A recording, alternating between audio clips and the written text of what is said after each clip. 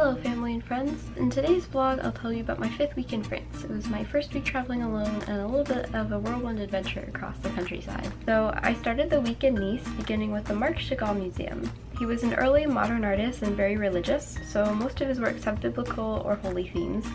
I really liked his colorful paintings and that he created so many different pieces of art through different mediums like stained glass and mosaics. I think it was the first art museum I'd been into in France rather than history museums, so it was a cool experience. Since I had only a single full day planned, I made sure to spend most of my afternoon along the Mediterranean, even if it was a bit of a gloomy day. My friend Victoria from the program in Lyon was also in Nice that day, so we meandered along the Promenade des Anglais and admired the colorful buildings and the funny monuments like this blue chair for no reason. The weather went from pleasant and cool to impending storm in what seemed like seconds, and we actually got stuck in the pouring rain for a while and we couldn't do much outside that afternoon. It stopped raining eventually and we were able to go out to dinner that night. France had just won the World Cup the previous night, so there were lots of little signs of pride from the win. After my day in Nice, I hopped on a train to Carcassonne. The city is split into two, the bottom half which is just like a regular town with charming streets like this one, and the other half is a nearly perfectly preserved medieval fortress, which was the main reason I wanted to visit. I actually remember very little details of history about the walled city, but I think instead I focused more on exploring and climbing around like a kid. I had grabbed a picnic lunch from a couple shops on my walk up to the city, so my first goal was to find a picnic spot. I decided to sit on the outer wall of the city, which offered the perfect bit of shade for a me-sized person, and I listened to the sounds of a mock jousting tournament put on by the city for kids and medieval times enthusiasts.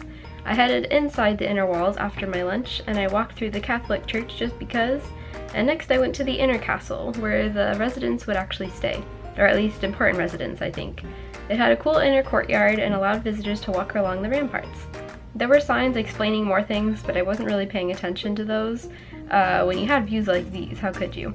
It was more fun to call upon my middle school knowledge of the Middle Ages in Europe and imagine people and legends like King Arthur living in places like this. It's just amazing that a place like this still exists and in such perfect, near perfect condition. Like I said earlier, I was more focused on exploring than history today, so I took as many opportunities as I could to climb around on the walls, like this one.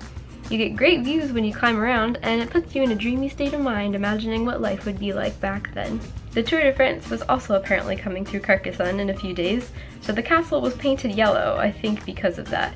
It was a little odd to paint a historical monument yellow, but I suppose the paint can be scrubbed off or painted over eventually. The day after that, I went to Albi.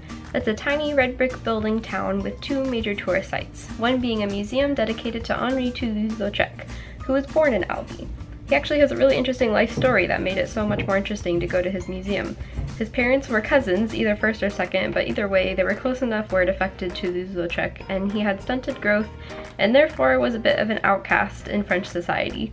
He moved to Paris to pursue his art career and became interested in painting the women of nightclubs, such as the ones performing at the Moulin Rouge, but not in an exploitive way, just to portray them as ordinary women.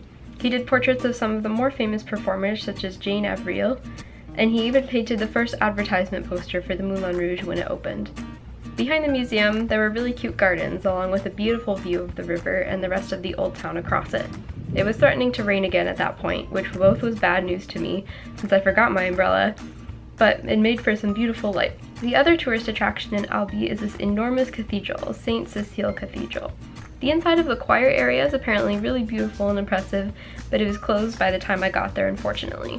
So instead I admired the giant organ, which somebody actually started to play while I was inside.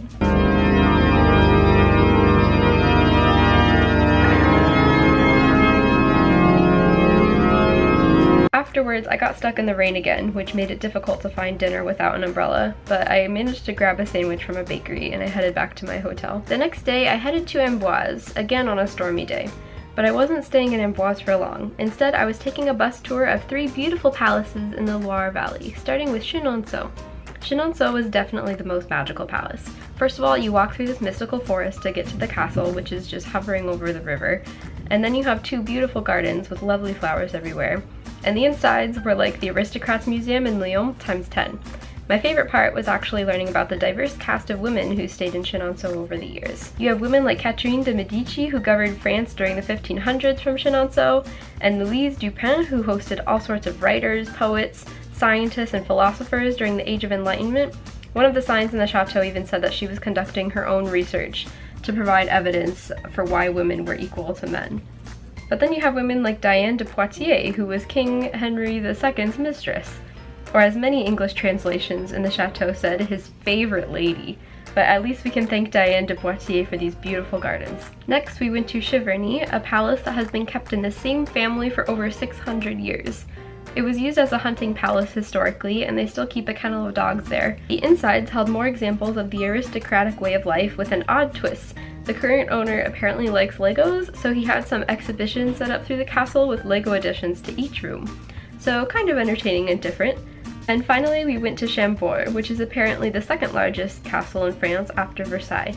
Its construction began with King Francois I and was also used as a hunting lodge, and was also supposed to be an example of perfect architectural beauty. Leonardo da Vinci actually designed parts of the chateau, including this double helix staircase, with 2 staircases built intertwining with each other.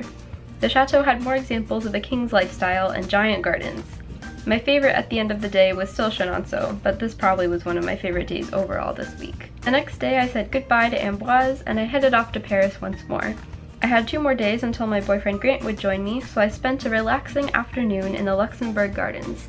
It reminded me of all those cheesy French TV shows I watched in high school that took place in Paris, so it was funny to see for myself. The next day I took a trip to a town in Normandy about an hour north of Paris called Rouen. Rouen was also one of my favorite places I visited this week. Joan of Arc was famously executed in Rouen, so they had a beautiful modern church dedicated to her. The streets were also distinct from other French towns I'd visited because of the half-timbered buildings everywhere. And of course I visited Rouen's Notre Dame Cathedral, probably one of the most epic Gothic cathedrals ever. I spent at least half an hour total just looking at the outside of the church, but the inside was really cool too. I think at least one of the rose stained glass windows was the original one, but most were reconstructed due to weather damage or wars over the years. So I spent my afternoon in Rouen at a fine arts museum where I have kind of a funny story to tell. So I had read online that the museum was free, so I walked in, said hello to the people at the front desk, and I proceeded to march up the giant and decorative staircase behind the desk, thinking, okay, it's a free museum, I'm just gonna walk in and start my visit. But then the friendly people at the front desk were like, miss, the entrance is that way. So I had to march back down the grand staircase, and I tripped on my skirt in the process, which was fun. And then I proceeded to the real entrance, which was clearly marked as the entrance, but I just missed it. So by this time I was put in a weird mood, so naturally I took it out on the art I was looking at, because what else do normal people do besides make fun of art when they feel embarrassed? So instead of respectfully enjoying the art I was looking at, I started making fun of it. Especially ones that I thought were funny, including this one artist that was clearly depicting angels and disciples, their joy of God and Christ and all that, but I thought they just looked overly ecstatic. Like, they just look a little bit surprised. Like, oh my God, John, is that you? I haven't seen you in ages. Peter, you nearly gave me a heart attack. Wow, look at all of us here, it's a party. Another artist painted everyone like they're part of some gossip or drama or being scandalized by someone. Like in this one, brother, your wife wanted me to tell you that she wants a divorce. It's true, I don't love you. What? And we're running away together. I apparently fart in your sleep. Not cool. Gross. And this gal is just watching like, ooh, I'm about to tell all the ladies doing laundry today. But also while her shirt is like popping off. And in this one, these two did some kind of shady deal and now they're both doing the Trump handshake to each other. And this guy is like, oh, Henry, what'd you do? Who do you think will fall down first? I'm betting on the old man. Oh, what a fabulous colored tunic. And my favorite, this woman being pissed at this guy for drinking from her freaking water jug, like he's just the king, like how dare he? And these two guys, do I have food in my beard? No, you're good, Marcus. And this lovely lady just sitting staring at the audience straight in the eye fearlessly. And this guy looking at her like, Betty is always pulling out her boob in the middle of the street, like is that even her child? And Betty, goddammit, could you please just get out of my way? No. Besides that artist, we have masterpieces like this woman with her lovely footrest of baby heads, and this Mother Mary-esque woman with a sweet sleeping baby while this dude has just crashed behind her. We have this gal admiring herself and or being scandalized by her reflection in the mirror. And then we have nightmares like this, and then a monkey painting a girl's portrait. I got over my weird mood eventually though, and I enjoyed works by some more well-known artists like Monet. I love this painting because it looked like he had painted France after they won the World Cup just a few nights earlier. They also had some pictures of Joan of Arc, some portraying her sweetly as the martyr and saint she became, and some portraying her looking a little insane as she heard the voices of God. That ended my day in Rouen though, and I took a train back to Paris that night. This week was a little bit more stressful than my previous weeks in France, and I definitely felt more lonely and frustrated and homesick traveling alone. I found myself getting more frustrated trying to approach the language barriers when I wasn't in my classroom with my ASU friends, but this week really pushed me out of my comfort zone and I got to see some really cool places in France. Even the long train rides were nice because there were literally miles of just sunflower fields. Anyways, thank you for watching and sharing my adventures as always, and I'll see you in the next one.